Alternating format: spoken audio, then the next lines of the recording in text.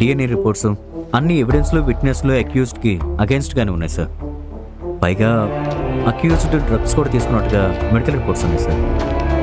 Beach రోడ్లో ఉన్న CCTV ఫుటేజ్లో Philip car కూడా క్యాప్చర్ అయింది సార్.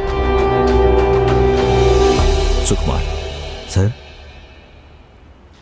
మా తమ్ముడు నాడే ఫిలిప్. చిన్నప్పుడు వాడు నా పక్కనే పడుకునేవాడు. పడుకోవడానికి ముందు కథలు వినేవాడు. నేను చెప్పేవాడిని. దొంగ పోలీస్ కథలంటే వాడికి చాలా ఇష్టం.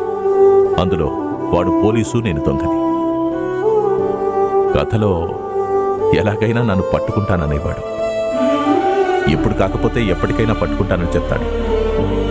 కథలో వాడెప్పుడు పోలీసే, నేనెప్పుడు దొంగనే. కానీ ఇప్పుడు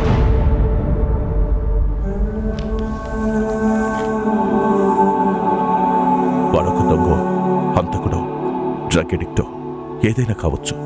కానీ నాకంటూ ఈ ప్రపంచంలో వాడు తప్ప ఇంకెవరూ లేరు. వాడిని నేను జాగ్రత్తగా చూసుకుంటాను.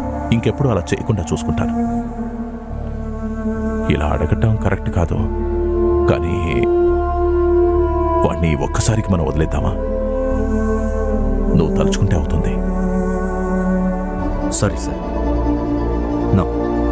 మీలాంటి ఒక ఆఫీసర్ ఈ విధంగా మాట్లాడకూడదు సార్.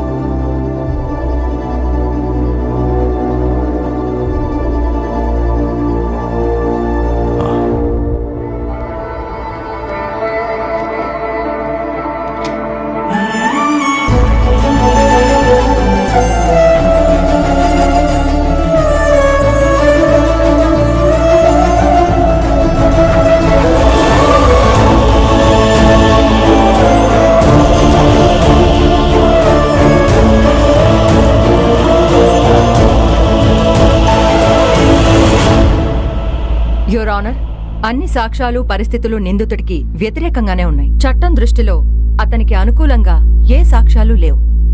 ఒక అమ్మాయి ఎంతగానో తన్ని నమ్మి ప్రేమించి తన జీవితంలోకొచ్చింది. డ్రగ్స్ కి ఎడిక్ట్ అయిన ఇతను మైకంలో ఆ అమ్మాయిని ఎంతో దారుణంగా హత్య చేయడం జరిగింది. కావున ఇటువంటి నేరస్తుడికి తగిన శిక్ష విధించాలని, అది ఇక మీదట అందరికీ ఉదాహరణగా నిలవాలని కోర్టు వారిని కోరుకుంటున్నారు.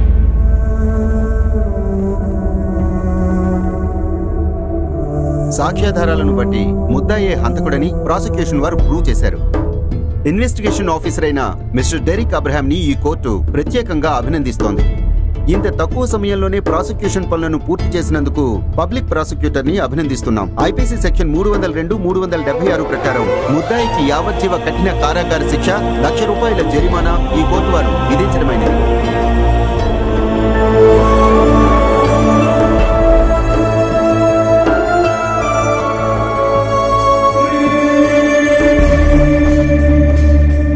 ఇలా నన్ను అర్ధాంతరంగా వదిలేయడానికా నువ్వు నన్ను పెంచింది? దేవుడు మిమ్మల్ని ఆరోగ్యంగా ఉంచాలి. మళ్ళీ కలుద్దాం.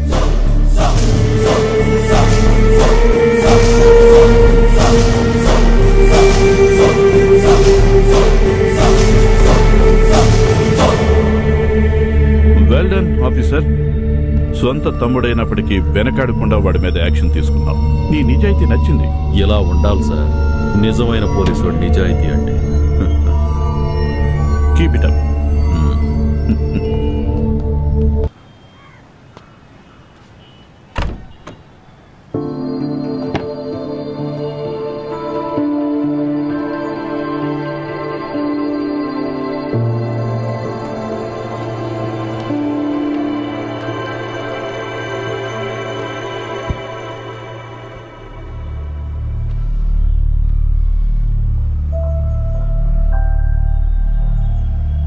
మీకు చెప్పలేదు కదన్నయ్య, నా భార్య కూతురు ఇద్దరు చనిపోయారు రోడ్ యాక్సిడెంట్లో. మనం చేసిన పాపాలన్నీ మన కుటుంబం అనుభవిస్తుందని పెద్దవాళ్ళు చెప్పిన మాటలు అక్షరాలా నిజం. నా బిజినెస్లో కూడా నష్టాలు వచ్చాయి.